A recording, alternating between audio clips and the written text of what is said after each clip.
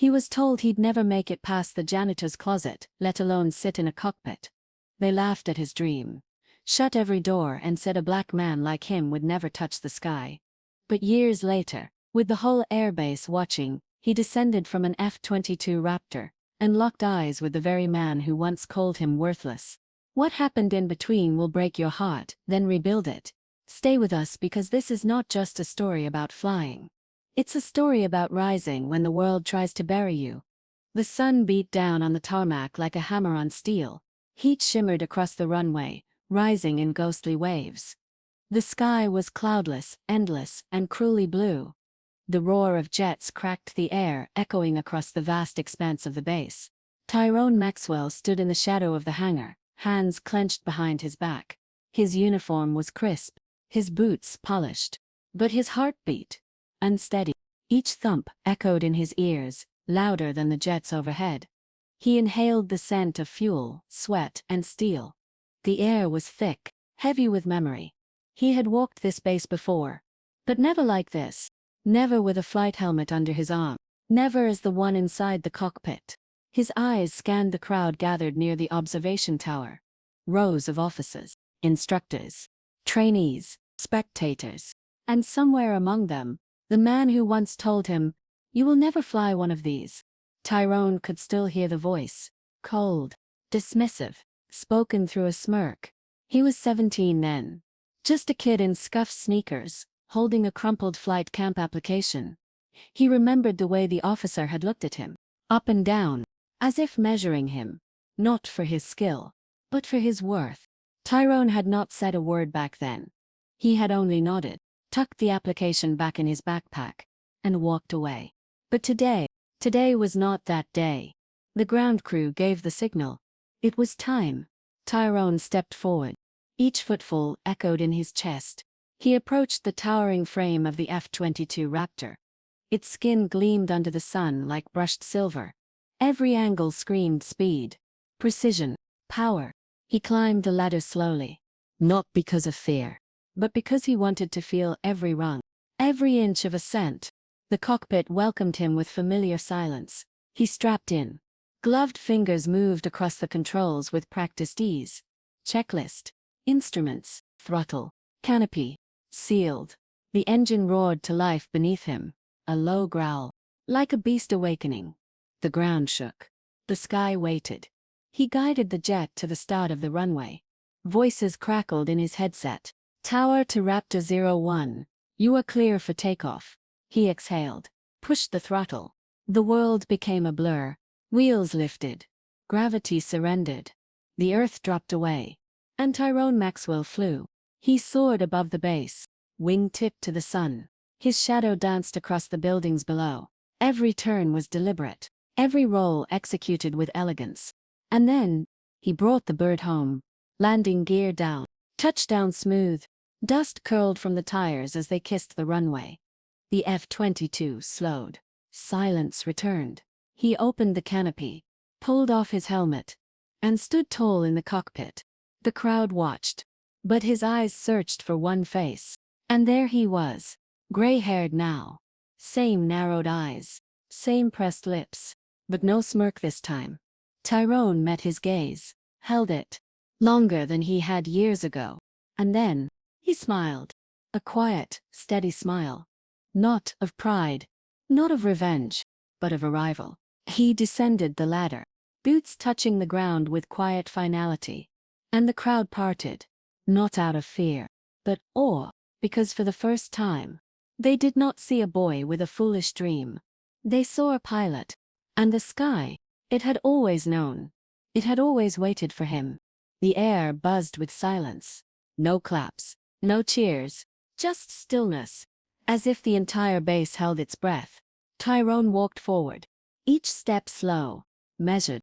A soldier approached, young, barely out of training, eyes wide with disbelief. "Sir," he said, voice trembling, "was that really you flying that?" Tyrone looked at him, saw in the boy's eyes the same hunger he once carried. The ache to be seen, to be believed in. He nodded once. "Yes, that was me." The boy blinked, as if trying to take it all in, then stepped aside. Others followed. Whispers rippled through the crowd. Is that him? Maxwell? No way. But Tyrone kept walking. Toward the observation deck. Toward the man who once told him no. Colonel Hargrove. Decorated.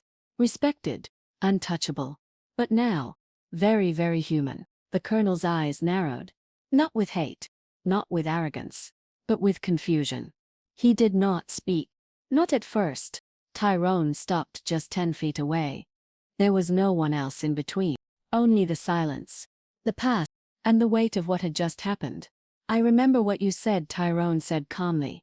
His voice was soft. Even. But it cut like steel. You told me I would never fly one of these. Colonel Hargrove's jaw tensed. He said nothing. Tyrone stepped closer. I used to believe you. A pause. The wind stirred dust along the runway. But someone else believed in me. Just one person. That was all it took. The colonel looked away. His arms crossed. Still silent. Tyrone's voice dropped. Lower now. Not accusing. Just honest. You tried to clip my wings, but the sky, it does not belong to you.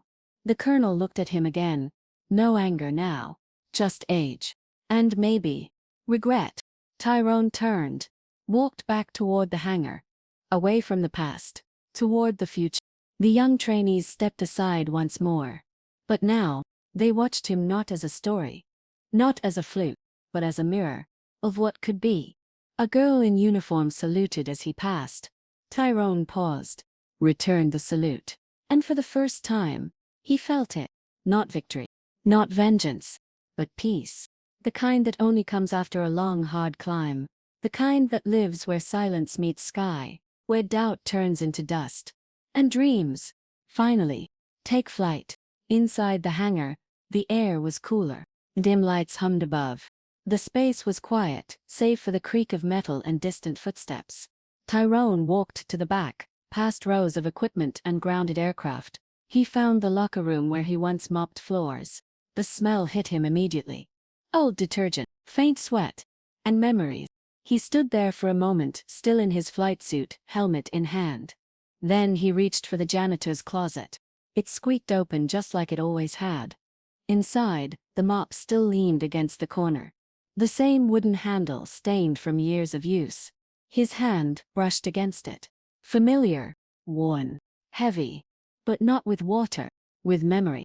He stepped back, pulled out a pen from his suit pocket, and a folded slip of paper. He pressed it to the door with a strip of tape from the utility shelf. The words were simple, but they burned with truth. To the next dreamer who pushes this cart, you are not invisible. You are not small. You are not what they say you are. Keep looking up. The sky belongs to you. T. Maxwell. He stood there, reading it once more. Then nodded. Not to himself, but to the past version of him. The boy who used to wipe footprints off these floors. The boy who had to swallow his pain and keep moving. He deserved this moment. And so did every kid after him. A voice echoed behind him. Tyrone. He turned. It was Hollis. Older now, gray in his beard. But that same spark in his eyes. You flew that bird like it was born for you, Hollis said. Tyrone smiled. It was. Hollis chuckled. Bet they did not see that coming. They never do, Tyrone replied. They stood in silence. Two men. One past. One future. Bound by a single, undeniable truth. Kindness can lift heavier things than engines. Tyrone reached out. Shook Hollis's hand. A firm grip. Grateful. You changed everything, he said. You did the flying, Hollis replied. And that was enough. As Tyrone walked out of the hangar, the sun was lower in the sky, casting long shadows, but the light was golden, warm. He looked up. A jet crossed the sky, leaving a streak of white behind it. He followed it with his eye. No fence this time. No doubt. Just air. And freedom. He smiled. Because he knew he would not be the last. And he would make sure of it. Back on the runway, the crowd had thinned. Only a few officers remained, speaking in hushed tones, casting glances his way. But Tyrone paid them no mind. His gaze had already moved past them, toward the cadets now gathering near the edge of the field. Young faces, some in awe, some in disbelief, some with fire in their eyes. the same fire he once carried. He walked toward them, slow, deliberate, not as a man returning to prove a point, but as one returning to pass the torch. A tall cadet stepped forward, brown skin, bright eyes, and a question trembling on his lips. How did you keep going when no one believed in you? Tyrone looked at him, felt the weight of the question, felt the weight of years. He let the silence sit, then answered, because someone did, one person. That was enough to start the climb. Another cadet asked, but what if no one does? Tyrone's jaw tightened. He stepped closer, lowered his voice. Then you believe in yourself. Loud enough that the sky hears you. The cadet blinked, nodded. Something shifted in his posture. Shoulders lifted, chest forward. The weight lightened. Tyrone looked over the group. You all want wings? They nodded. He pointed at his chest. You do not grow them here. You grow them here. He tapped his temple, then his heart. Up here, and in here, before any cockpit ever opens. A soft breeze rolled across the field, carrying his words, carrying something more. Belief, hope, permission. He turned to leave, but then paused, looked back. The world will try to shrink you, doubt you, laugh at you. Let them. He smiled. Then make sure they are watching when you fly. He walked away. The sun sank lower, golden light catching the curve of his helmet, casting a long shadow behind him. But his eyes were ahead, always ahead, because the sky was still open, still wide, still calling. And he had only just begun. Back at the barracks, Tyrone sat alone. The hum of the air conditioning was steady. Outside, voices faded as the day wound down. He placed the helmet on the desk in front of him, ran his fingers across its surface. Every scratch, every smudge, told a story. He thought about his mother, how she worked 2 jobs, came home with aching feet, and still asked how his day was. He thought about the nights she sat at the kitchen table, counting coins, just to buy him a book on aviation. She never flew, never even boarded a plane, but she gave him wings anyway. He reached into the drawer, pulled out a faded photo, him and his mother. He was 12, holding a toy jet in one hand, her hand in the other. He smiled, soft, grateful. He whispered, I made it, Mama. No one was there to hear it. But it did not matter. The words hung in the air like a prayer. Or maybe a promise. Later that night, Tyrone walked out to the observation platform alone. The stars blinked overhead. The runway lights stretched like a glowing ribbon in the darkness. And there, at the far end, a small group of young cadets stood, pointing at the sky, watching a commercial jet blink across the heavens. He heard one of them say, That's going to be me someday. Tyrone leaned on the railing, looked up, felt the wind on his face. He knew what it meant to wish from the ground, to ache for altitude. And he knew now that every time he flew, he was pulling someone else higher too, not just himself, but everyone watching, everyone dreaming, everyone waiting for permission. He closed his eyes, let the sound of distant turbines lull his thoughts. And in that moment, there was no pain, no doubt, only sky, only flight, and the quiet strength of a man who had been told no, but chose yes. Again, and again, and again, a soft voice broke the silence behind him. I saw you fly today. Tyrone turned. It was the young girl from earlier, the one who had saluted. She stood with her hands behind her back, eyes lit with something between wonder and courage. I had never seen someone like me up there, she said. Tyrone gave a gentle nod. He knew exactly what that felt like.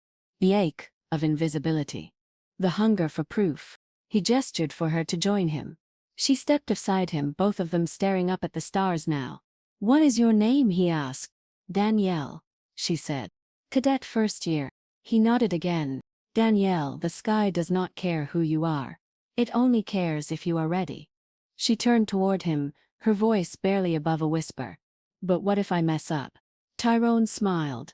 We all mess up. The question is, do you keep climbing? She let that sit, then gave the faintest smile. I want to. He reached into the inner pocket of his flight suit, pulled out a patch. It was his first one, faded from time, but still proud. The emblem of his first solo flight. He placed it in her hand. Her eyes widened. I cannot take this. You already did, he said softly. Carry it with you. Until you earn your own. She clutched it like a treasure. And in that moment, a new pilot was born. Not in a simulator. Not in a jet. But in the heart, where all flying begins. Tyrone stepped back from the rail. Good night, cadet. She turned toward him, standing a little taller. Good night, sir.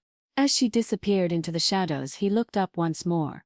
The stars blinked back, endless, eternal, waiting. He knew now that the sky was never just a place. It was a promise. And every time he flew, he fulfilled it. For himself, for the ones before him, and for those still dreaming in the dark. He turned, walked down the platform stairs, each step steady, certain, because his journey had never really been about proving them wrong. It had always been about showing others what was possible. And that was flight. As Tyrone reached the bottom of the stairs, the night wrapped around him like a soft blanket. The base was quiet now. The kind of quiet that speaks, not with words, but with peace. He paused at the edge of the runway one last time. Looked back at the towering silhouette of the F-22. It stood like a monument in the moonlight. Not just to power or speed, but to perseverance. To rising when no one thought you could. He exhaled slowly. And felt the weight of the journey settle gently in his chest. Every nerve, every slammed door, every long night cleaning hangars while others soared above him. All of it had brought him here. Not in spite of the struggle, but because of it.